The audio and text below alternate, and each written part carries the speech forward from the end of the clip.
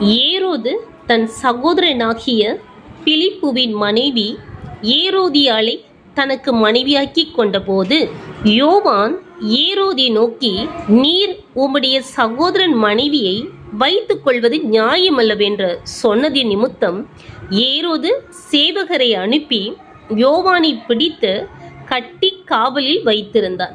ஏரோதியாளும் அவனுக்கு சதி நினைத்து அவனை கொன்று போட மனதாயிருந்தாள். ஆகிலும் அவளால் கூடாமற் போயிற்று. அதேனென்றால் யோவான் நீதியும் பரிசுத்தம் உள்ளவன் என்று ஏரோது அறிந்து அவனுக்கு பயந்து அவனை பாதுகாத்து அவன் யோசனையின்படி அநேக காரியங்களை செய்து விருப்பத்தோடே அவன் சொல்லை கேட்டு வந்தான். பின்பு சமயம் வாய்த்தது. எப்படி என்றால், ஏரோது தன் ஜென்ம நாளிலே ஒரு விருந்து பண்ணின போது ஏரோதியாளின் குமாரத்தி சபை நடுவே வந்து நடனம் பண்ணி